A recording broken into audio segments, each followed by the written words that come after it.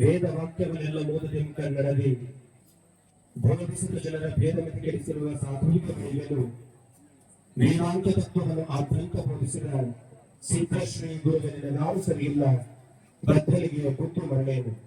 ಈ ಗ್ರಾಮದ ಆರಾಧ್ಯ ಗುರುವರ್ಯರು ನಿಮ್ಮೆಲ್ಲರ ನೆಚ್ಚಿನ ಪೂಜ್ಯರಾದಂತಹ ಸದ್ಗುರು ಚಿಕ್ಕರೇವಣ ಸಿದ್ಧ ಶಿವಶರಣರ ಕರ್ತೃಗತಿಗೆ ಅನಂತ ಭಕ್ತಿ ಪ್ರಣಾಮಗಳನ್ನ ಸಮರ್ಪಿಸುತ್ತಾ ಆ ಮಹಾತ್ಮರ ಪ್ರಥಮ ಪುಣ್ಯಾರಾಧನಾ ಕಾರ್ಯಕ್ರಮದಲ್ಲಿ ಹಮ್ಮಿಕೊಂಡಂತಹ ಈ ಧರ್ಮಸಭೆಯ ವೇದಿಕೆ ಮೇಲೆ ಆಸೀನರಾದಂತಹ ಪೂಜ್ಯರು, ಹಿರಿಯರು, ಹಿತೈಷಿಗಳು, ಆತ್ಮೀಯರು ಆದಂತಹ ಷಟ್ಸ್ಥಲಬ್ರಹ್ಮಿ ಗುರುಶಾಂತ ಶಿವಾಚಾರ್ಯ ಮಹಾಸ್ವಾಮಿಗಳವರನ್ನು ಒಳಗೊಂಡು ವೇದಿಕೆ ಮೇಲೆ ಆಸೀನರಾದಂತಹ ಎಲ್ಲ ಪರಮ ಪೂಜ್ಯರು, ಗುರುವರ್ಯರು, ಎಲ್ಲ ಮಾತೋಶ್ರೀಯವರ ಶ್ರೀಚರಣಗಳಲ್ಲಿ ಭಕ್ತಿ ಪ್ರಣಾಮಗಳನ್ನ ಸಮರ್ಪಿಸುತ್ತಾ ಈ ಒಂದು ಪುಣ್ಯಮಯ ಸಂದರ್ಭದಲ್ಲಿ ಪಾಲ್ಗೊಂಡಂತಹ ಭಜನಾ ಮಂಡಳಿಯವರೇ, ಈ ಒಂದು ಕಾರ್ಯಕ್ರಮದ ಎಲ್ಲ ಸೇವಾ ಕಾರ್ಯಕರ್ತರೇ ಮತ್ತು ಇಲ್ಲಿ ನೆರೆದಿರುವ ಸಕಲ ಸದ್ಭಕ್ತರೇ, ಇವೆಲ್ಲರ ಹೃದಯ ಮಂದಿರದಲ್ಲಿ ನೆಲೆಸಿರುವ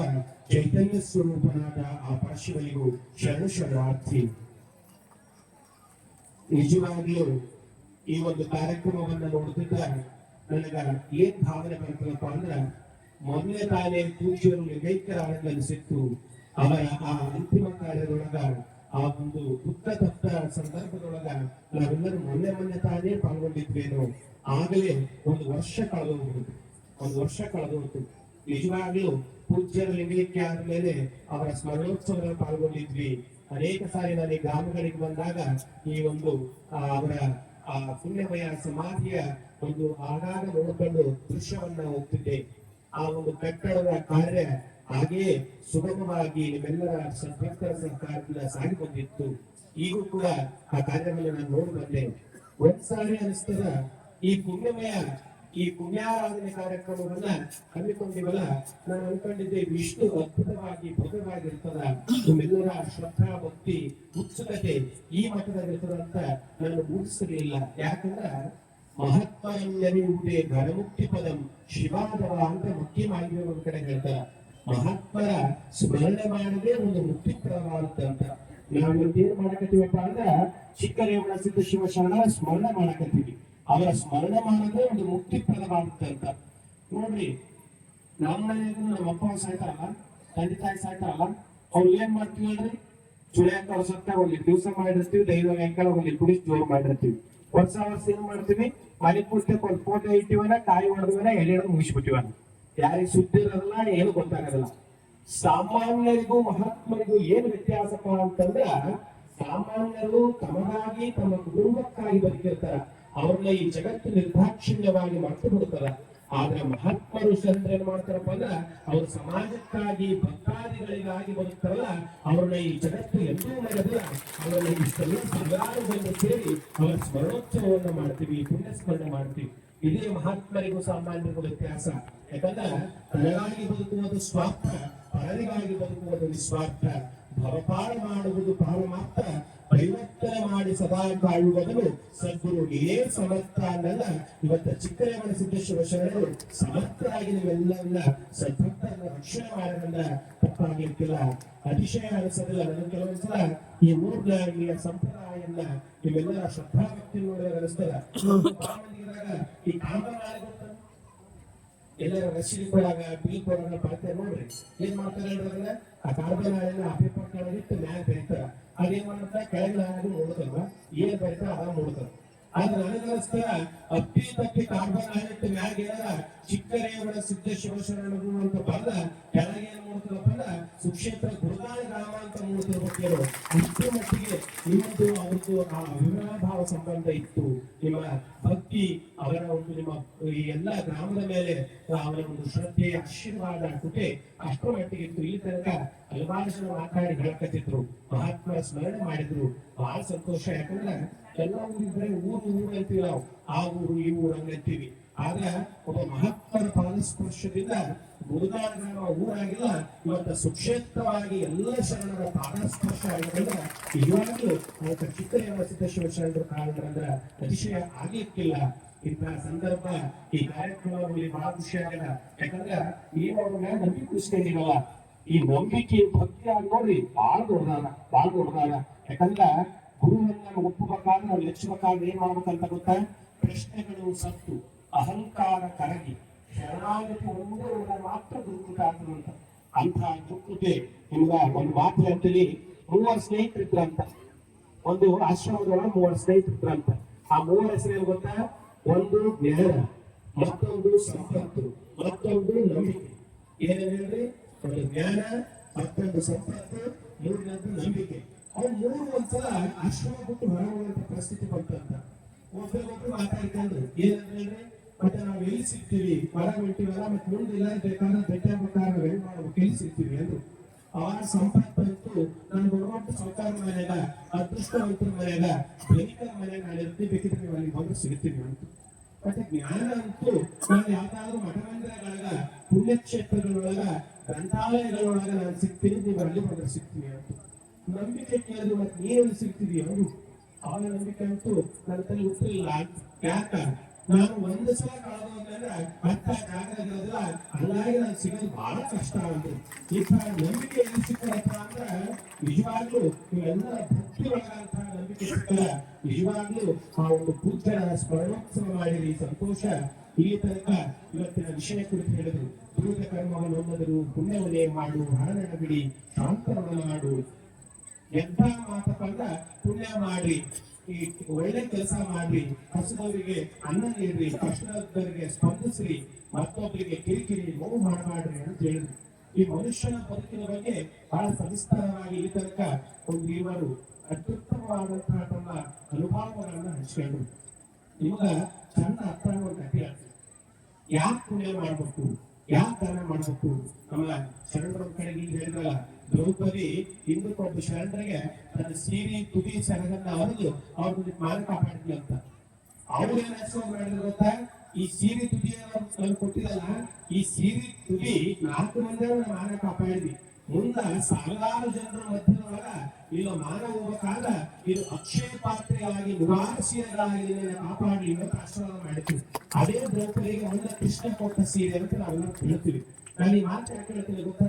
ಹಿಂದೆ ಮಾಡಿದ್ದನ್ನ ಇಂದು ನೋಡಬೇಕು, ಇಂದು ಮಾಡಿದ್ದನ್ನ ಮುಂದೆ ನೋಡಬೇಕಂತ. ನಮ್ಮ ಇಂದಿನ ಪಾಪದ ಪುಣ್ಯಗಳ ಅನುಸಾರ ಇವತ್ತು ನಮ್ಮ ಬದುಕು ಆನಂದವಾಗಿದೆ. ಇವತ್ತು ನಾವು ಎಷ್ಟು ಸತ್ಕಾರ ಮಾಡ್ತೀವಿ, ಪುಣ್ಯ ಕಾರ್ಯಗಳನ್ನ ಮಾಡ್ತೀವಿ, ನಮ್ಮ ಬದುಕು ಮೂಲಕ ಚಂದ ಇರ್ತದ ಅಂತ ಮಹತ್ವನ ಹೇಳ್ತಾರೆ. ಇದಕ್ಕೊಂದು ಸಣ್ಣ ಕಥೆ ಹೇಳಿ ನಾನು ಮಾತು ಮುಗಿಸ್ತೀನಿ. ಈಗಿನ ಬಾಗಲಕೋಟೆ ಜಿಲ್ಲೆದೊಳಗ ಒಂದು 30-40 ಕಿಲೋಮೀಟರ್ ದೂರದಾಗ ಈ ಇಲ್ಲಾಳ ಅಂತ ಒಂದು ಗ್ರಾಮ. ಅದು ಸುಮಾರು 1000 ವರ್ಷಗಳಿಂದ ಇಳಿಹಾಳ ಅಂತ ಅವ್ರಿಗೆ ಕರಿತಿದ್ರು. ಇವತ್ತಿಗೂ ಆದ ಅದು ಘಟಪ್ರಭಾ ನದಿಯ ದಂಡೆಯ ಮೇಲೆ ಊರ. ಘಟಪ್ರಭಾ ನದಿ ನೋಡ್ರಿ ಬಹಳಷ್ಟು ಫಲವತ್ತತೆ ಆದಂತಹ ಭೂಮಿ ಆ ಪ್ರದೇಶ ನದಿದಲ್ಲಿ. ಅಲ್ಲಿ ಬೊಮ್ಮಯ್ಯ ಅಂತ ಒಂದು ಶರಣ ಇದ್ದ. ಅದು ಪೇಮಾಡಿ ಆಯನ ಕಾಲದಲ್ಲಿರ್ತಕ್ಕಂತಹ ಒಂದು ಸಂದರ್ಭ. ಆ ಶಿವಶರಣ ಹೆಂಗಿದ್ದಪ್ಪ ಅಂದ್ರ ಅತ್ಯಂತ ವಿಶೇಷವಾದಂತಹ ಮಹಾತ್ಮ. ನಿಮ್ಮ ಹೆಂಗಪ್ಪ ಅಂದ್ರ ಯಾವುದೇ ಆಟದ ಆಡಂಬರ, ಅಹಂಕಾರ, ಯಾವುದೇ ವಿಷಯ ವಸ್ತುಗಳು ಕಾಡಲಿಲ್ಲ. ಆತ ಮೂಲತಃ ರೈತರಾಗಿದ್ದ, ಕೃಷಿಕರಾಗಿದ್ದ, ಬಡವರಾಗಿದ್ದ.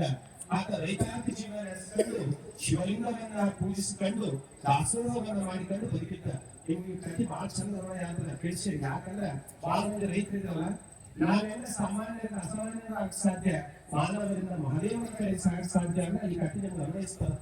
ಆತ ಕೂಡ ರೈತ, ಬಡವ, ಒಂದಿಷ್ಟು ಹೊಲ ಯಾರಿಗೂ ಪಾಲಿಗೆ ಸೇರಿದ್ದ, ಹೊಲ ಪಾಲಿ ಮಾಡ್ತಿದ್ದ, ಅವ್ರಿಗೆ ಲೀಸ್ ಕೊಡ್ತಿದ್ದ. ಮತ್ತೆ ಇನ್ನೇನಪ್ಪ ಅಂದ್ರೆ ರಾಜರು ಒಯ್ದು ಕಂದಾಯ ತೆರಿಗೆ ಕಟ್ತಿದ್ದ. ಇನ್ನು ಉರುಳಿತು ಬೆಳೆದಿತ್ತು ನೋಡ್ರಿ. ಆತ ಪಶು ಪಕ್ಷಿಗಳಿಗೆ ಆ ಯಾವ ದನಕರಗಳಿಗೆ ಒಂದಿಷ್ಟು ಇಟ್ಕೊಂಡು ತನಗಿಷ್ಟು ಇಟ್ಕೊಂಡು ಮಿಕ್ಕಿದ್ದೆಲ್ಲ ನಾಶನ ಮಾಡ್ತಿದ್ದ. ಈ ಬಿತ್ತುವ ಕಾಲ ಎತ್ತಿ ಬಿತ್ತದ 3 ತಾಳ ನೋಡ್ರಿ. ಆತ ಹೇಳ್ತಾನ ಆ 3 ತಾಳ ಹೆಂಗ್ ಕಳಿಸ್ತಿದ್ದ ಗೊತ್ತಾ?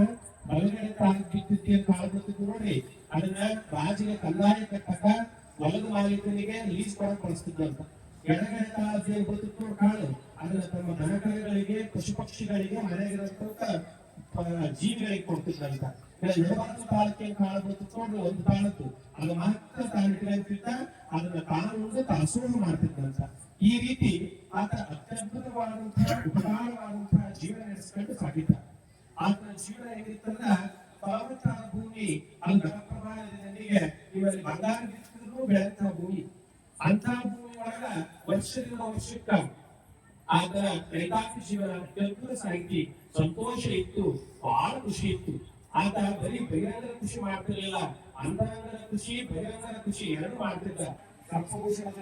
ಭಾಷಣ ಹೇಳ್ತಾರ, ಶರೀರವೆಂದೆಂಬುವ ಹೊಲವಾಸನ ಮಾಡಿ ಪರತತ್ವಗಳಿಗೆ ಬೆಳಕು ನೀರು ಶರಣಮೆ ಎಂದೆಂಬ ಎರಡೆತ್ತುಗಳ ಹೂಡಿ ವಿಮಲ ಮಾನಸವ ಲೇಖನೆ ಮಾಡಿ ಮಮಕಾರವೆಂದೆಂಬ ಕಲಿಕೆಯ ಕಳೆದಿತ್ತು ಸಮತ ಎಂದೆಂಬ ಗೊಬ್ಬರವ ಚೆಲ್ಲಿ ಗುರುವರನುಪದೇಶವೆಂದೆಂಬ ಬೀಜವ ಬಿತ್ತಿ ಮೆರವ ಸಂಸ್ಕಾರ ವೃಷ್ಟಿಯ ಫಲದಿ ಅರಿವೆಂಬ ಪೇರನ್ನೇ ಬೆಳೆಸುತ್ತ ಮುಸುಗಿದ್ದ ಗುರುವೆಂಬ ಕಸವ ಕಿತ್ತಿ ಸ್ಥಿರಮುಕ್ತಿ ಎಂದೆಂಬ ಧನ್ಯವಾದಗಳನ್ನು ಪರಮಾನಂದದೋಳು ಕಣ್ಣನೇ ಕರೆದು ಗುರುಸಿದ್ಧ ನುಡಿಗಳಿಗೆ ಎರಗುತ್ತ ಭವವೆಂಬ ಫಲವನ್ನು ತನ್ನ ಸೀರೆಗೆ ಕಳುಹಿ. ನೋಡಿ ಎಂತ ಮಾತಿರುವುದು ಸಂಪೂರ್ಣಗಳು. ಶರೀರವೆಂದೆಂಬುವ ಹೊಲವಾಸನ ಮಾಡಿ ಈ ಶರೀರ ಅಲ್ಲೇ ಒಂದು ಹೊಲ ಇದ್ದಲ್ಲ ಅಂತ ಇದು ಸ್ವಚ್ಛ ಮಾಡ್ಬೇಕಂತ ಪರತತ್ವ ಬೆಳೆಯನ್ನೇ ಬೆಳೆದು ನೀರು ಶ್ರಮೆ ಕಮೆ ಅದಕ್ಕೆ ಎತ್ತರ ಅಂತ ಅವಕರೇ ಜೀವ ಕೊಡ್ಬೇಕಂತ ವಿಮಲ ಮಾನಸವ ನೇಗಿಲನೆ ಮಾಡಿ ನಮ್ಮ ಬುದ್ಧಿ ಶುದ್ಧವಾದ ಮನಸ್ಸಲ್ಲ ಅದನ್ನೇ ನೇಗಿಲ ಮಾಡಬೇಕಂತ ಮಮಕಾರವೆಂದೆಂಬ ಕಲಿಕೆಯಾಗಿತ್ತು. ಈ ಮಮಕಾರ ಭೂಮಾನ ಕಲಿಕೆ ಕೊಟ್ರೆ ಅದನ್ನ ಬೆಳೆಯಬೇಕಂತ ಸಮರ್ಥನೆಂದೆಂಬ ಗೊಬ್ಬರ ಚೆಲ್ಲಿ ಎಲ್ಲರೂ ಒಂದೇ ಭಾವದ ಗೊಬ್ಬರ ಚೆಲ್ಲಬೇಕಂತ ಗುರುವರ ಉಪದೇಶವೆಂದೆಂಬ ಬೀಜವ ಬಿತ್ತಿ ಗುರು ಹೇಳಿದ ಮಾತು ಆತ ಹೇಳಿದ ಮಂತ್ರ ಅದನ್ನೇ ಬೀಜ ಬಿತ್ತಬೇಕಂತ ಅರಿವೆಂಬ ಸಂಸ್ಕಾರ ವೃಷ್ಟಿಯ ಬಂದಿ ಈ ಸಂಸ್ಕಾರ ಮಳೆಯಿಂದಲೇ ಆ ಬೀಜ ಬೆಳೆಯಬೇಕಂತ. ಎಂತ ಮಾತಾಡ್ತಾರಲ್ಲ, ಅರಿವೆಂಬ ಧಾನ್ಯವ ಬೆಳೆಸ್ಬೇಕಂತ ಅದರೊಳಗೆ ದುರಿದ ದುರ್ಗುಣವೆಂಬ ಕಸ ಕಿತ್ತಬೇಕಂತ. ಸ್ಥಿರಮುಕ್ತಿ ಎಂದೆಂಬ ಧಾನ್ಯವ ಬೆಳೆದು ಯಾವ ಧಾನ್ಯ ಬೆಳೆದಪ್ಪ ಅಂತ ಸ್ಥಿರಮುಕ್ತಿಯ ಧಾನ್ಯ ಬೆಳೆಯಬೇಕಂತ. ಎಷ್ಟು ಚಂದ ಹೇಳಿದ್ರಲ್ಲ ಶ್ರೀಗಳು ಇದನ್ನ ಶ್ರೀಗಾಳ ಒಳ್ಳೆಯ ಬದುಕಿದ್ದ. ಆತ ಅಂತರಂಗದ ಖುಷಿ ಮಾಡಿದ, ಬಹಿರಂಗದ ಖುಷಿ ಮಾಡಿದ. ಆದ್ರೆ ಈತ ಮಾಡಿದಾಗ ಅಲ್ಲಿ ಮಹಿಮೆ ಏನಿದ್ದಿಲ್ಲ. ಏನ್ ಗೊತ್ತಾ, ಚಂದ ಮಳೆ ಆಗ್ತಿತ್ತು, ಮಳೆ ತುಂಬಿ ಬರ್ತಿತ್ತು, ಫಲವತ್ತಾದ ಭೂಮಿ ಇತ್ತು, ವರ್ಷದಿಂದ ವರ್ಷಕ್ಕೆ ನಡೆದಿತ್ತು. ಒಂದು ವರ್ಷ ಏನಾಯ್ತಪ್ಪ ಒಟ್ಟ ಮಳೆ ಆಗಿಲ್ಲ, ಏನೇನೇನೇನು ಮಳೆ ಆಗಿಲ್ಲ. ಹೆಂಗಾಯ್ತು ಪರಿಸ್ಥಿತಿ ಅಂದ್ರೆ ಕುಡಿಯಕ್ ನೀರು ಆಯ್ತು, ಬಿತ್ತಕ್ಕೆ ಬೀಜ ಎಲ್ಲ ಒಟ್ಟಿಗೆ ಹಾಕೊಂಡು ಉಳಿದ್ಬಿಟ್ರು. ಏನು ಬಿತ್ತಕ್ಕೆ ಪರಿಸ್ಥಿತಿ ಇಲ್ಲ, ಮಳೆ ಆಗಿಲ್ಲ, ಏನೂ ಆಗಿಲ್ಲ. ಬಹಳ ದಿನ ಹಿಂಗೆ ಹೋಯ್ತಿ ಮುಂದೊಂದು ಕಾಲಕ್ಕ ಏನ್ ಬಿತ್ತಕ್ ಬರದೇ ಇಲ್ಲ ನೋಡ್ರಪ್ಪ, ಮುಂಗಾರು ಹೋಯ್ತಿ ಬಟ್ ಹಿಂಗಾರು ಹೋಯ್ತಿ ಅನ್ನೋ ಪರಿಸ್ಥಿತಿ ಆಗಿದ್ದಾಗ ಒಂದ್ ಸಾವಿರ ಮಳೆ ಆಯ್ತು. ಎಲ್ಲರಿಗೂ ಏನಿಸ್ಬಿಟ್ಟು ಗೊತ್ತಾ, ಖುಷಿ ಆಗ್ಬಿಡ್ತು. ಹೆಂಗ ಮಳೆ ಆಯ್ತಪ್ಪ, ಚಲೋ ಆಯ್ತಿ, ಪರಮಾತ್ಮ ದಯೆಯಿಂದ ಅಂದ್ರು ಬಿತ್ತಬೇಕಂದ್ರು. ಎಲ್ಲರೂ ಅಲ್ಲಿ ಇಲ್ಲಿ ಒಳಗಾಯ್ತು. ಇದ್ರಾಗ ಒಮ್ಮೆಯನ್ನು ಮೂಲ ಎಲ್ಲಿ ಹುಡುಕಿದಾಗ ಎಲ್ಲೂ ಕಾಳು ಕಡೆ ಸಿಗಲಿಲ್ಲ, ಬಿತ್ತ ಬೀಜನೂ ಸಿಗ್ಲಿಲ್ಲ. ಯಾಕಲ್ಲೇ ಹೋಗಿ ಒಂದಿಷ್ಟು ಸಾಲ ಮಾಡಿ ಒಂದಿಷ್ಟು ಬಿತ್ತಕ ಕಡ್ಲಿ ತಗೊಂಡು ಬಂದ. ಕಡ್ಲಿ ಬಿತ್ತಬೇಕು ಅಂತ ಹೇಳಿ ಕಡ್ಲಿ ತಗೊಂಡು ಬಂದ, ಬಿತ್ತಬೇಕು ಅಂತ ಹೊಲ ನೋಡಿದ. ಅದು ಹೆಂಗಾಗಿತ್ತಂದ್ರ ಮ್ಯಾಲ ಪೂರ್ತಿ ಮಳೆ ಆಗಿತ್ತು, ತಲಾಶ ಆಗಿದ್ದಿಲ್ಲ. ಆದ್ರೆ ಬಿತ್ತಿದ್ರು ಬೆಳೆ ಮಾಡೋ ಪರಿಸ್ಥಿತಿ ಆಗಿದ್ದಿಲ್ಲ. ಏನ್ ಮಾಡ್ಬೇಕು ಅಂತ ಗೊತ್ತಾಗಲಿಲ್ಲ. ಏನ್ ಮಾಡಿದ್ರು ತಮ್ಮಯ್ಯ, ರೈತರಿಗೆ ಬಹಳ ಮಂದಿ ಗೊತ್ತಿರ್ತಿದ್ರು. ಇಂತಿನ ದಿವಸ ಆಯ್ತಿಲ್ಲ ಕಡ್ಲಿ ತಗೊಂಡು ನೆನೆ ಹಾಕಿದ. ನೆನೆ ಹಾಕಿ ಒಂದ್ ದಿವಸ ಬಿತ್ತಬೇಕಲ್ಲ, ಅದಕ್ಕೆ ಹಿಂದಿನ ದಿನ ಕಡ್ಲಿ ನೆನೆ ಹಾಕಿದ. ಅವ್ ಮಧ್ಯಾಹ್ನ ಮುಂಜಾನೆ ಇವು ಹಸಿ ಆಗಿ ದಪ್ಪ ಕಡ್ಲಿ ಗುಗ್ರೆ ಆಗಿರ್ತಾವ ನೋಡ್ರಿ, ಅದಂಗ ಆಗಿದ್ವು. ಅದೇ ಸಿಕ್ಕಾಗ ಅವ್ರು ಬಿತ್ತಿದ್ರ ತಿಂದಿದ್ರು ರೈತರು. ಅವ್ನ ನೆನೆ ಇಟ್ಟು ಮುಂಜಾನೆ ಬಿತ್ತಬೇಕು ಅಂತ ಹೊಲಕ್ಕೆ ತಗೊಂಡು ಪುಟ್ಟಾಗಿ ತಗೊಂಡು ಬಂದ. ಇನ್ನೇನು ಬಿತ್ತಬೇಕು ಬೀಜ, ಅಷ್ಟು ಕಷ್ಟ ಪರಿಸ್ಥಿತಿ, ಬರ ಲೀಸ್ ಕೊಡಬೇಕು, ರಾಜ್ಯದ ಕಂದಾಯ ಕಟ್ಟಬೇಕು, ಮನೆ ಓದಕ್ಕಿಲ್ಲ, ದಾಸೋಹ ಮಾಡಕ್ಕಾಗಲ್ಲ. ಇಂತಹ ಕಷ್ಟ ಪರಿಸ್ಥಿತಿ ಒಳಗೆ ಮೊನ್ನೆ ಬಿತ್ತಬೇಕು ಅಂತ ಪುಟ್ಟಿ ತಗೊಂಡು ಆ ಕಡ್ಲಿ ಬೀಜ ನೆನೆಯಾಗಿ ತಂದು ಸಾಲ ಮಾಡಿ ಏನು ಬಿತ್ತಬೇಕಂತಿದ್ದ. ದೂರದ ಒಂದು ಶಬ್ದ ಕೇಳ್ತಿ, ಉಗೆ ಉಗೆ ಮಲ್ಲಯ್ಯ ಅಂತ ಒಂದಿಷ್ಟು ಮಂದಿ ದೊಡ್ಡ ಬಂದ್ಬಿಡ್ತೇನೆ. ಅವ್ರು ಏನ್ ಮಾಡ್ತಿದ್ರು ಗೊತ್ತಾ, ಶ್ರೀಶೈಲಕ್ಕೆ ಹೊಂಟಿದ್ರು. ಶ್ರೀಶೈಲಕ್ಕೆ ಹೊಂಟಿದ್ರು, ಉಗೆ ಉಗೆ ಮಲ್ಲಯ್ಯ ಅಂತ ಬಂದರೆ ಇದು ದೇವಾಲಯ ಬಿಟ್ಟಿತ್ತು ನೋಡ್ರಿ, ಕಡ್ಲಿ ಮೇಲೆ ಹಾಕಿದ್ದಲ್ಲ. ಅವ್ರಿಗೆ ಗೊತ್ತಾ, ಏನು ಉಚಿತ ಹೆಂಗಿತ್ತು ಪಾದಯಾತ್ರೆ ಹೊಂಟಿವಿ ಅಂದ್ರೆ ಸೀದಾ ಹೋಗಿ ಗೊತ್ತಾ, ಶರಣ ಯಾರಿಗೂ ಗೊತ್ತಿಲ್ಲ, ನಾವು ಹೊಸದ ಮುಟ್ಟಿದ್ವಿ, ಪಾದಯಾತ್ರೆ ಹೊಂಟಿವಿ ಮಲ್ಲಯ್ಯಗೆ ಹಸು ಬಹಳ ಆಗ್ತಾರಪ್ಪ, ನಮ್ಗೆ ಏನಾರ ಕೊಡುದು ಮತ್ತೇನು ದಾಸೋಹ ಮಾಡ್ತಾರೆ. ತನ್ನ ಜೀವನವನ್ನೇ ಶರಣತ್ವಕ್ಕೆ ಬಳಸಿದಂತ ಅಂತರಂಗ ಬಹಿರಂಗದ ಕೃಷಿಯನ್ನು ಮಾಡಿದಂತ ಇಳಿಯಾಳ ಬೊಮ್ಮಯ್ಯ ಕ್ಷಣಾರ್ಧದಲ್ಲಿ ಯೋಚಿಸಲಿಲ್ಲ. ಆತ ಯಾವುದೂ ಚಿಂತೆ ಮಾಡಲಿಲ್ಲ. ಸಾಲ ಸಂಬಂಧ ಯಾವ ನೆನಪಾಗಲಿಲ್ಲ. ಹುಟ್ಟಿ ಕಾಲ ತಿಳಿಸಿದ ಅವ್ನಿಗೆ ನ್ಯಾಯಕ್ಕೆ ಕೈಲಾರ ಆಗಿದ್ದು ಎಲ್ಲರಿಗೆ ಏನ್ ಮಾಡಿದ್ರು ಗೊತ್ತಾ? ಅವ್ರಿಗೆ ನೀವು ಕೈ ಹಿಡಿತಾರೆ ಅಂತ ಎಲ್ಲರಿಗೆ ಹಾಡಿ ಕಡ್ಲೆ ಹಾಕಿ ಬಂದ್ರು. ಎಲ್ಲರೂ ಕಡ್ಲಿ ತಿಂದ್ರು, ಬ್ಯಾಂಕ್ ಕುಡಿದ್ರು, ಎಲ್ಲರಿಗೂ ಖುಷಿ ಆಯ್ತಿ. ನೀವು ಒಳ್ಳೇದು ಮಾಡಪ್ಪ ದೇವರಂದ್ರು. ಎಲ್ಲರೂ ಓಂ ನಮ ಶಿವಾಯ ಪಾದ ಮುಂದುವರಿಸಿದ್ರು. ಹುಟ್ಟಿ ನೋಡಿಲ್ಲ ಅವಾಗ ನೆನಪಾಯ್ತಿ ಬೀಜ ಬಿತ್ತಲ್ಲ. ಹುಟ್ಟಿ ನೋಡಿದ್ರೆ 5 ಕಡ್ಡು ಓದಿದ್ವು ಅಷ್ಟೇ. ಇದೇ ಕಡ್ಡಿ ಇಡೀ ಪುಟ್ಟಿ ಖಾಲಿ ಆಗ್ಬಿಟ್ಟಿತ್ತು. ಏನ್ ಮಾಡಿದ್ರೆ ಗೊತ್ತಾ? ಪರಮಾತ್ಮ ಏನೋ ಮಾಡಿದ ಸಂಸ್ಕಾರ ನನಗೂ ತಿಳಿದಂತಂದ ಆಕಾಶದಿಂದ ಒಂದು ಧ್ವನಿ ಬಂತು. ಏನು ಗೊತ್ತಾ? ಪಂಚಮುಖ ಮಹಾದೇವ ಪಂಚಬೀಜಗಳಾಗಿ. ನೋಡ್ರಿ, ಶಿವನಿಗೆ 5 ಮುಖ ಇರ್ತವ. ಸತ್ಯೋಜಾತ, ವಾಮದೇವ, ತತ್ಪುರುಷ, ಘೋರ, ಈಶಾನ್ಯ. ಆ ಪರಮಾತ್ಮ 5 ಮುಖಗಳೇ 5 ಬೀಜಗಳಾಗಿ ಬಂದ್ಬಿಟ್ಟು ಪಂಚಮುಖ ಮಹಾದೇವ ಪಂಚಬೀಜಗಳಾಗಿ ಸಂಚಾಗಿ ಬಂದು ಬೊಮ್ಮಯ್ಯನ ಕಾಯಕವ ಮಿಂಚಿ ತೋರಿಸಲು ಜಗತ್ತೆಲ್ಲ ಅಂದು ಆಕಾಶವನ್ನು ಮಾತು ಬಂತು. ಇದೇನೋ ಮಿಂಚಿ ತೋರ್ಸಕ್ಕೆ ಬೊಮ್ಮಯ್ಯನ ಕಾಯಕನೇ ಪರಮಾತ್ಮನೇ ಮಾಡಿದ ಆಟ ಇದು. ಬೊಮ್ಮಯ್ಯ ಯಾಕೆ ಕಂದ 5 ಬೀಜ ಉಳಿದಿತ್ತು. ಇಲ್ಲೊಂದು ಬೀಜ ಉಳಿದ ಪರಮಾತ್ಮ ಮಾಡಿ ಕಲಿಸಿ ಏನು ಅಲ್ಲಿ ಹೋಗ್ಬಿಟ್ಟ. ಈ ಸುದ್ದಿ ಹೊಲ ಮಾಲಕನಿಗೆ ಕೇಳಬೇಕು. ಲೀಸ್ ಕೊಟ್ಟಿದ್ದಲ್ಲ ಅವನಿಗೆ ಕೇಳಬೇಕು. ಅವನು ಸೀರೆ ಬೊಮ್ಮಯ್ಯ ಕಲಿಸಿದ. ಅಲ್ಲ, ಲೀಸ್ ತಗೊಳ ನನ್ನ ಹೊಲ ತಗೊಂಡಿ ರಾಜ್ಯಕ್ಕೆ ಅನ್ಯಾಯ ಕಟ್ಟಬೇಕು. ಏನು ಮತ್ತೆ ಬೀಜ ಬಿತ್ತಕ ಅಂತ ಹೇಳಿ ಸಾಲ ಮಾಡಿದ್ದಿದ್ದು ಅವ್ರು ಏನೇ ಹಾಕಿ ಯಾರ ಪಾದಯಾತ್ರೆ ಬಂದಿದ್ದಂತ, ಯಾರ ದಾಸೋಹ ಬಂದಂತ ಅವ್ರಿಗೆ ಅಲ್ಲಿ ಸುಮಿಷ್ ಕಳಿಸಿದಾಗ ಏನು ಮಾತ್ರ ಬಿಡೋದಿಲ್ಲ. ಈ ಬಿಟ್ಟಿನ ನಾನು ಬಂದಿದ್ದ ಬಿಡ್ತಿದ್ದೆ. ಮತ್ತೆ ಅವ್ನ ಬೇಕಂತೇಳಿ ದಾನ ಮಾಡಿದಪ್ಪ ಮಂದಿ ಮುಗಿಸಿದಾಗ ಅಕಸ್ಮಾತ್ ನಿವಾಸದಲ್ಲಿ ಏನಾದ್ರು ಕಂದಾಯ ಕಟ್ಟಿಲ್ಲ, ಲೀಸ್ ಕಟ್ಟಿಲ್ಲ ಬಂದ್ರೆ ನೀನು ರಾಜ್ಯ ತಗೊಂಡು ಹೋಗಿ ಶಿಕ್ಷೆ ಕೊಡ್ತೀನಿ ಅಂತ ಯಾವ ಬೊಮ್ಮಯ್ಯ ಬಿಡಲ್ಲ. ಯಾಕಂದ್ರೆ ಅದಕ್ಕೆ ಗೊತ್ತಿತ್ತು ಯಾರು ಭಗವಂತನ ಕುರಿತಾಗಿ ಸೇವೆ ಮಾಡ್ತಿರ್ತಾರ ಅವರ ಪರಿಪೂರ್ಣ ಚಿಂತೆಯನ್ನು ಪರಮಾತ್ಮನ ತಗೊಂಡಿರ್ತಾನಂತ. ಪಾರ್ಥಿಕೇಶ್ವರ ಕೊಡಲ್ಲ ಅಂತ ಸುಮ್ಮನೆ ಆದ ಮುಂದೆ ಅದ್ಭುತ ಘಟನೆ ನಡೀತು. ಕಾಲಕ್ಕೊಮ್ಮೆ ಹೋದಂಗೆಲ್ಲ ಬೆಳೆಗಳು ಚಿಗುತ್ತವು, ದೊಡ್ಡವಾದವು. ಆಶ್ಚರ್ಯ ಏನಂದ್ರ ಎಲ್ಲರ ಸಾಧಾರಣ ಬೆಳೆದು ಈಗೇನ 5 ಕಾಲ ಬೀಜ ಬಿತ್ತಬೇಕು ನೋಡ್ರಿ. ನಿಮ್ಗೆ ಏನೋ ಕಥೆ ಆಗತ್ತಿಲ್ಲ. ಇವತ್ತಿನ ಅಲ್ಲಿ ಗುರಿಯಾರ ಏನಿರ್ತಾರೆ ಅಲ್ಲಿ ಎಲ್ಲರೂ ಬಿಳಾಳ ಬೊಮ್ಮಯ್ಯನ ದೇವರಂತಾನೆ ಪೂಜಿಸ್ತಾರ. ಮಳೆ ಬರಲಿಲ್ಲ ಅಂದ್ರೆ ಅದನ್ನೇ ಸ್ಮರಣೆ ಮಾಡ್ತಾರ. ಆ ಬೊಮ್ಮಯ್ಯ 5 ಕಾಲು ಉಕ್ಕಿ ಅಲ್ಲಿ ಹೊಲ ಬಂದಿದ್ ನೋಡ್ರಿ. ಆ ಹೊಲ ಏನಾಗಿತ್ತು ಅಂತ ಗೊತ್ತಾ? ಕಟ್ಟಿ ಮಣಕಾಲ ಬೆಳೆದಿತ್ತಂತ. ಅದ್ರ ತಾಳಿಡಕ ಒಳ್ಳೆ ಜಾಗನೇ ಕಾಣ್ತಿದ್ದಿಲ್ಲ ಅಂತ. ಅಂತ ಅದ್ಭುತ ಬೆಳೆ ಬೊಮ್ಮಯ್ಯ ಹೊಲ ಬಂದಿತ್ತಂತ. ಬೊಮ್ಮಯ್ಯ ಹೊಲ ಬಂದಿತ್ತು. ಅರ್ಶಿ ಮಾಡ್ತಾನ, ರಾಜಿಗೆ ಕಂದಾಯ ಕಟ್ತಾನ, ಅವನಿಗೆ ಹೊಲ ಲೀಸ್ ಕೊಡ್ತಾನ. ಇಡೀ ಊರು ಸುತ್ತಮುತ್ತಲ ಗ್ರಾಮ ಎಲ್ಲರಿಗೂ ಸುತ್ತ ಹೋಗ್ತದೆ. ಏನಂತ ಗೊತ್ತಾ? 5 ಬೀಜ ಬಿತ್ತಿದ್ದ ಇಂಥ ಅರಬರಗಾಲದೊಳಗ ಇಂಥ ಬೆಳೆ ಬಂದದಂದ್ರ ಇದು ಪವಾಡ ಆದ, ಇದು ಶರಣದನ ಅಲ್ಲೈನೇ ದಾಸೋಹ ಮಾಡ್ಯಾರ ಅಂತ ಖುಷಿ ಆಗುದು. ಅಲ್ಲಿ ಎಲ್ಲ ಮಾಡಿ ಯಾರು ಬೇಡಿದ್ರು ಯಾರು ಬೇಡಲಿಲ್ಲ ಪ್ರತಿಯೊಬ್ಬರಿಗೂ ದವಸ ಧಾನ್ಯಗಳನ್ನ ಕೊಟ್ಟು ಆತ ದಾಸೋಹ ಮಾಡಿದಂತ ತನ್ನ ಜೀವಿತಾವಧಿಯನ್ನ ಕಳೆದಂತ. ಆತಂದು ಇವತ್ತಿಗೂ ಗುಡಿ ಕಟ್ಟಿ ದೇವರು ಹೇಳ್ತಾರ. ಆತಂದು ಅದ್ಭುತವಾದಂತಹ ಜೀವನವನ್ನ ಶಿವಶರಣವನ್ನ ನಾವು ನೋಡಬಹುದು. ನನಗೆ ಮಾತು ಯಾಕೆ ಹೇಳಿದೆ ಗೊತ್ತಾ? ನಿಮ್ಗೆ ಒಂದು ಮಾತು ಹೇಳ್ತೀನಿ. ದಾಸೋಹಕ್ಕ ಎಂತ ಶಕ್ತಿ ಯಾರಪ್ಪ ಅಂತಂದ್ರ ಈ ಒಂದು ಕಲ್ ತಗೊಂಡ್ರಿ. ಕಲ್ ತಗೊಂಡು ಈ ದಾಸೋಹ ಮಾಡಿದ 5 ಕಾಳ ಬೀಜ ಅಷ್ಟು ಬೆಳಿತೀವಿ ಅಂತ ನಾವು ಕಥೆ ಕೇಳಿದಿವಲ್ಲ. ಯಾಕೆ ಮಾತು ಹೇಳಿದ್ರೆ ನೀವು ದಾಸೋಹ ಮಾಡ್ತೀರಿ, ಶರಣರನ್ನ ಕರೆಸ್ತೀರಿ, ಪುಣ್ಯಮಯ ಕಾರ್ಯವನ್ನ ಮಾಡ್ತೀರಿ. ಹೆಂಗೋ ಮಾಡೋದು ಬೇಡ, ಗೊತ್ತಿಲ್ಲ ಮಾಡೋದು ಬೇಡ, ಅರಿತು ಆಚರಿಸುವುದು ಶ್ರೇಷ್ಠ. ನಾವು ಏನ್ ಮಾಡ್ಕತ್ತೀವಿ ಎಲ್ಲ ತಿಳ್ಕೋಬೇಕು, ಅದು ಆದ್ಮೇಲೆ ಮಾಡ್ಬೇಕು. ಅದು ಬಹಳ ಶ್ರೇಷ್ಠತೆ ಬರ್ತದ. ಈ ಒಂದು ಕಲ್ಲು ತಗೊಂಡು ನೀವು ಕೈಗೆ ಹೋಗಿರಿ, ಎಷ್ಟು ದೂರ ಹೋಗ್ತದೆ ಹೇಳ್ರಿ? ಒಂದು 100 ಬಿಡ್ಬೋದು, ಒಂದು 50 ಫೀಟ್ ಬಿಡ್ಬೋದು. ಅದೇ ಒಂದು ಏನಾದ್ರು ನೀವು ಪಿಸ್ತೂಲ್ ತಗೊಂಡು ದೂರ ಬಿಡ್ರಿ, ಎಷ್ಟು ದೂರ ಹೋಗ್ಬೋದು? 1000 ಅಡಿ ದೂರ ಹೋಗ್ಬೋದು. ಅದೇ ನೀವೇನಾದ್ರೂ ಈ ಯುದ್ಧದಲ್ಲಿ ಬಳಸ್ತಾರೆ ನೋಡ್ರಿ ಫಿರಂಗಿಗಳನ್ನ, ಅದ್ರಾಗ ಬೆಂಕಿ ಚಂಡ ಹಾಕೊಟ್ರಿ ಸುಮಾರು 5 ಕಿಲೋಮೀಟರ್ ದೂರ ಹೋಗ್ತದಂತ. ಅಕಸ್ಮಾತ್ ಅದೇ ನೀವೇನಾದ್ರೂ ದಾಸೋಹಕ್ಕ ಒಂದು ಇಡೀ ಅಕ್ಕಿ ಕೊಟ್ಟಿದ್ರಿ, ರೊಟ್ಟಿ ಮಾಡಿಕೆ ಒಂದು ಕೊಟ್ಟಿದ್ರಂದ್ರ ಆ ಪುಣ್ಯ ಎಲ್ಲಿ ತನಕ ನಿಮ್ಮನ್ನ ಕರೆದೊಯ್ತಂದ್ರ ಸ್ವರ್ಗದ ಬಾಗಿಲ ತನಕ ಕರೆದಂತ ಶಕ್ತಿ ಆ ಪುಣ್ಯ ಆದಂತ ದಾಸೋಹಕ್ಕ. ಹಾಗಾಗಿ ಪುಣ್ಯಾತ್ಮರೇ, ನೀವೆಲ್ಲರೂ ಇಂಥ ಮಹಾತ್ಮರ ಸನ್ನಿಧಾನದೊಳಗ ಪವಿತ್ರ ಕ್ಷೇತ್ರದೊಳಗ ನೀವು ಏನ್ ಸೇವೆ ಮಾಡಕತ್ತೀರಿ, ನಿಜವಾಗ್ಲೂ ಇದು ನಿಮ್ಮ ಜೀವನದ ಪುಣ್ಯ ಸಾರ್ಥಕ ಕ್ಷಣಗಳು. ಬಹಳ ಸಂತೋಷ. ನಿಮ್ಗ ಬಹಳ ಹೇಳೋದಿಲ್ಲ, ನಾನು ಬಹಳ ಸಲ ಊರಿಗೆ ಬರ್ತೀನಿ, ಈ ಆಶ್ರಮಕ್ಕೆ ಬರ್ತೀನಿ. ಪ್ರತಿ ಸಲ ನೀವೆಲ್ಲರೂ ನಮ್ಮ ಮಠಕ್ಕೆ ಬಂದಿರ್ತೀರಿ. ಇದು ಹೆಂಗಾಗಂದ್ರೆ ನಮ್ಮ ಜನಗಾಗ ನಾವು ಮೊನ್ನೆ ಹಾಸ್ಯ ಮಾಡಕತ್ತಿದ್ದೆ. ನಾವು ಮೊನ್ನೆ ಮಠದಿಂದ ಯಾತ್ರೆಗೆ ಹೋಗಿದ್ವಿ. ಶ್ರೀ ಮಠದಿಂದ ಒಂದು 150-160 ಜನ ಅಷ್ಟೇ ಹೋಗಿದ್ವಿ ಒಂದು ವಾರ. ಅದ್ರಲ್ಲಿ 120-130 ಜನ ಬಂದಿದ್ರೇನು. ಅವ್ರು ಬಂದಿದ್ದಲ್ಲ ನನಗೆ ಗೊತ್ತಿಲ್ಲ. ನಾವಂದ್ರೆ ಸ್ವಾಮಿಗಳಲ್ಲ ತಿರ್ಚಂತಾನೆ ಇರ್ತೀವಿ ಗುರುಗುಣಕ್ಕೆ. ಅದ್ರಾಗ ಈ ಸಲ ನಿಮ್ಮೂರನ್ನ ಕರ್ಕೊಂಡು ಹೋಗಿದ್ವಲ್ಲ, ಮೊನ್ನೆ ಗುರುವಾರಕ್ಕೆ ಒಮ್ಮೆ ನಮ್ಮ ಮಠದಾಗ ಬಸದಿ ಸತ್ಸಂಗ ಇರ್ತದೆ. ನಿಮ್ಮೂರ ಹೆಣ್ಮಕ್ಳು ಒಂದು 15-20 ಮಂದಿ ಒಂದು 4 ಮಂದಿ ಗಂಡು ಮಕ್ಕಳು ಬಂದು ನನಗೆ ಬಟ್ಟಿದಾಗ ಬಂದಿತ್ತು. ನಾ ಯಾಕ ಅಂದೆ, ಈ ದೇವ್ರಿಗೆ ಬಂದರೆ ಬಟ್ಟೆ ಮಾಡ್ತಾರ ಅಂತ ನೋಡ್ರಿ, ನನಗೂ ಗೊತ್ತಿಲ್ಲ.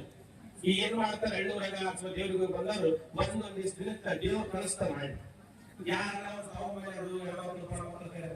ಬೀಗ ಅಂತ ಬಂದು ಏನ್ ಮಾಡ್ತಾರೆ ಹೇಳ್ರಿ, ಅವ್ರಿಗೆ ಬಟ್ಟೆ ಮಾಡಿ ಹೋಗ್ತಾರ. ಅದ್ರಾಗ ಒಮ್ಮೆ ನನಗೆ ಬಟ್ಟೆ ಮಾಡಕ್ ಬಂದಿದ್ದು. ಯಾಕಂದ್ರೆ ದೇವ್ರಿಗೆ ಬಂದ್ರೆ ಅಪ್ಪಾಜಿ ಬಟ್ಟೆ ಮಾಡಬೇಕು ಅದು. ಹೌದು ಸರಿ ಮಾಡಿ ಬಟ್ಟೆ ಮಾಡಿದ್ರು. ನನಗೆ ಅವಾಗ ಏನ್ ಅನಿಸ್ತು ಅಂತ ನಿಜವಾಗ್ಲೂ ಹೇಳ್ತೀನಿ, ಯಾರು ತಗೊಂಡು ಬಂದು ಗುರು ನಮ್ಮ ಮತ ಆತನಿಗೆ ನಾವು ಯಾತ್ರೆಗೂ ಬಂದೀವಿ ಬಟ್ಟೆ ಮಾಡ್ಬೇಕಾದ್ದು ಒಂದ್ ಕಡೆ ಭಾವ ಅಂತ, ಮತ್ತೊಂದು ನಿಜವಾಗ್ಲೂ ಹೇಳಿದ್ನಲ್ಲ ತವ್ರ ಮನೆ ತಂದು ಬಟ್ಟೆ ಮಾಡ್ತಾರಂತ. ಅದ್ರಂಗ ನಮ್ಮ ಎರಡೋಣ ಮಠಕ್ಕೆ ಹೆಂಗಾಗ್ಯದಪ್ಪ ಅಂದ್ರೆ ಗುರುಗಳು ತವ್ರ ಮನೆ ಇದ್ದಂಗೆ ಆಗ್ಯದ. ಬಟ್ಟೆ ಮಾಡ್ತೀವಿ ಅನ್ನಿಸ್ತು. ಯಾಕಂದ್ರೆ ನಾವು ಒಬ್ಬಟ್ಟಿಗೆ ಅಲ್ಲ ನೋಡಿ, ಇಷ್ಟೆಲ್ಲ ಶರಣರು ಮಹಾತ್ಮರು ಪೂಜ್ಯರು ಒಮ್ಮನಸ್ಸಿನಿಂದ ಬಂದು ವೇದಿಕೆ ಮೇಲೆ ಕುಂತ್ಕೊಂಡು ಈ ಮೂಡಿಗೆ ಇಷ್ಟು ಸಂತೋಷದಿಂದ ಪ್ರಕಾರ ಇದು ಒಂದೇ ಕಾರಣ ಈ ಒಳಗಿರ್ತಕ್ಕಂಥ ನಿಷ್ಕಲ್ಮಶ ನಿಸ್ವಾರ್ಥ ಸೇವಾಭಾವ ಆ ಭಕ್ತಿ ಆಗಲ್ಲ. ಅಕ್ಕಲಕೋಟ ಶಿವಶರಣರು ನಿಮ್ಗೆ ಏನ್ ಕೊಟ್ಟೋಗಲ್ಲ, ಇಂತಹ ಒಂದು ದೊಡ್ಡ ಆಸ್ತಿಯನ್ನು ಕೈ ಕೊಟ್ಟೋಗಲ್ಲ. ಆ ಆಸ್ತಿಯಿಂದಲೇ ಇಷ್ಟೆಲ್ಲ ಮಹತ್ವ ಇವತ್ತಿಗೆ ಬರಕತ್ತ. ನಿಜವಾಗ್ಲೂ ಬಹಳಷ್ಟು ಸಂತೋಷ. ಈ ಪುಣ್ಯಮಯ ಸಂದರ್ಭವನ್ನ ಇವೆಲ್ಲರ ಶ್ರದ್ಧಾ ಭಕ್ತಿಯನ್ನು ನೋಡಿ ನಿಜವಾಗ್ಲೂ ಆನಂದ ಆಗಲ್ಲ.